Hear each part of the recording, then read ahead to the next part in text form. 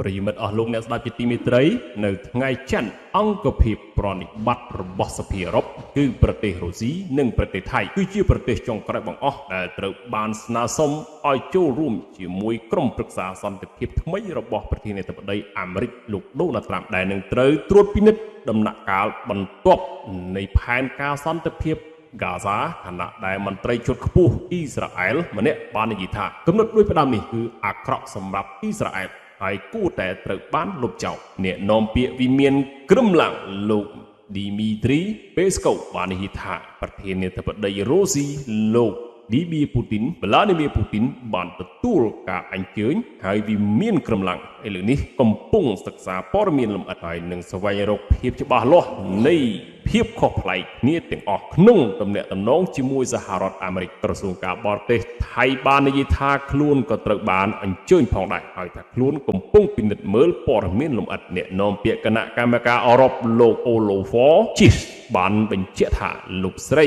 សូឡាវ៉នដឺលេស៊ីយិនប្រធានគណៈកម្មាធិការបានទទួលការអញ្ជើញហើយនឹងនិយាយជាមួយមេដឹកនាំសភាអឺរ៉ុបផ្សេងទៀតអំពីហ្គាហ្សាលោកស្រីជីលបាននិយាយថាតើការអញ្ជើញនេះត្រូវបានទទួលយកឬអត់នោះទេប៉ុន្តែគណៈកម្មការចង់ចូលរួមចំណែកក្នុងផែនការដ៏ទូលំទូលាយមួយដើម្បីបញ្ចប់ចំនួនហ្គាហ្សាវាមិនច្បាស់ទេថាតើមានមេដឹកនាំប្រមាណអ្នកត្រូវបានអញ្ជើញឲ្យចូលរួមក្នុងក្រុមប្រឹក្សាពិបាលប៉ុន្តែឯកសារយោងរបស់លោកត្រាំនៅក្នុងលិខិតអញ្ជើញដែលថាស្ថាប័ននេះ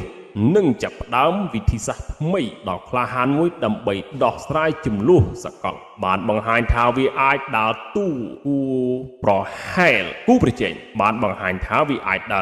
ជាគូប្រជែងទៅនឹងក្រុមប្រឹក្សាសន្តិសុខអង្គការសហប្រជាជាតិដែលជាស្ថាបនិកដ៏មានឥទ្ធិពលបំផុតនៃអង្គការសកលដែលបង្កើតឡើងបន្ទាប់ពីសង្គ្រាមលោកលើកទី2រដ្ឋមន្ត្រីក្រសួងហិរញ្ញវត្ថុស្ដាំនិយមអ៊ីស្រាអែលលោកប៊ីសាឡែលស្មូទ្រីចកាលពីថ្ងៃច័ន្ទបានច្រានចោលក្រុមប្រឹក្សាសន្តិភាពថាកិច្ចព្រមព្រៀងឆៅសម្រាប់អ៊ីស្រាអែលហើយបានអំពាវនាវឲ្យមានការរំលាយវាលោកស្មូទ្រីចបានថ្លែងក្នុងពិធីសម្ពោធការតាំងទីលំនៅថ្មីយ៉ាស៊ីវនៅក្នុងតំបន់ West Bank ដែលកាន់កាប់ថាវាដល់ពេលដែលត្រូវបញ្យលដល់ប្រធានាធិបតីផែនការរបស់គាត់គឺអាក្រក់សម្រាប់អ៊ីស្រាអែលហើយត្រូវលុបចោលវាហ្គាហ្សាជារបស់យើងអនាគតរបស់វានឹងប៉ះពាល់ដល់អនាគតរបស់យើងច្រើនជាងអ្នកដទៃយើងនឹងទទួលខុសត្រូវចំពោះអ្វីដែលកើតឡើងនៅក្នុងទីនោះដាក់រដ្ឋមន្ត្រីយោធានិងបំពេញបេសកកម្មលោកស្មូទ្រីកថែមទាំងបានណែនាំអ៊ីស្រាអែលត្រូវបន្ត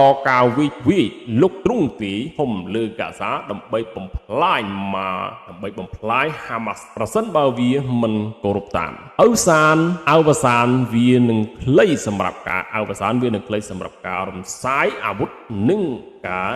និរទេសពិតប្រាកដនៅថ្ងៃសៅរ៍ការិយាល័យនាយករដ្ឋមន្ត្រីអ៊ីស្រាអែលលោកប៊ីចាលនីនបាននិយាយថាការបង្កើតគណៈកម្មាធិការនេះមិនត្រូវបានសម្របសម្រួលជាមួយរដ្ឋាភិបាលអ៊ីស្រាអែលនោះទេហើយវាផ្ទុយនឹងគោលនយោបាយរបស់ខ្លួនសហរដ្ឋអាមេរិកត្រូវបានគេរំពឹងថានឹងប្រកាសបញ្ជីឈ្មោះសមាជិកផ្លូវការរបស់ខ្លួននៅក្នុងរយៈពេលប៉ុន្មានថ្ងៃខាងមុខនេះដែលតំណងជាក្នុងអំឡុងពេលកិច្ចប្រជុំវេទិកាសេដ្ឋកិច្ចពិភពលោកនៅទីក្រុង Davos ប្រទេសស្វីសសមាជិកក្រុមប្រឹក្សារដ្ឋាភិបាលនឹងត្រួតពិនិត្យគណៈកម្មាធិការប្រតិបត្តិមួយដែលនឹងទទួលបន្ទុកអនុវត្តដំណាក់កាលទី2ដ៏លំបាកនៃផែនការសន្តិភាពហ្គាហ្សាដែលរួមមានការដាក់ពង្រាយកម្លាំងសន្តិសុខអន្តរជាតិការរំលាយអាវុធរបស់ហាម៉ាស់និងការ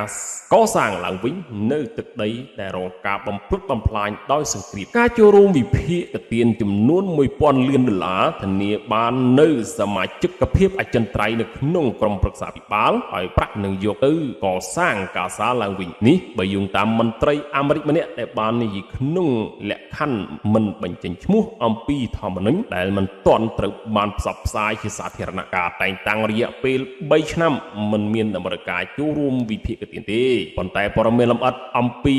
របៀបដែលវានឹងដំណើរការក៏នៅតែមិនច្បាស់លាស់ដែរនាយករដ្ឋមន្ត្រីអង់គ្លេសលោក Starmer បាននិយាយកាលពីថ្ងៃច័ន្ទថាចក្រភពអង់គ្លេសកំពុងនិយាយជាមួយសម្ព័ន្ធមិត្តអំពីក្រុមប្រឹក្សាភិបាលសន្តិភាពទោះបីជាចក្រភពអង់គ្លេសមិនទាន់បាននិយាយថាតើលោក Starmer ត្រូវបានអញ្ជើញជាផ្លូវការឲ្យចូលរួមឬអត់ក៏ដោយលោកបាននិយាយថាចាំបាច់ត្រូវបន្តដំណាក់កាលទី2នៃផែនការសន្តិភាពកាហ្សាហើយប្រទេសរបស់លោកបានបង្ហាញពីឆន្ទៈក្នុងការដើរតួនាទីរបស់យើងហើយយើងនឹងធ្វើអ្នកការទូតកម្ពុជារបស់អ៊ីស៊ីបកាលពីថ្ងៃច័ន្ទបានជួបជាមួយមេដឹកនាំគ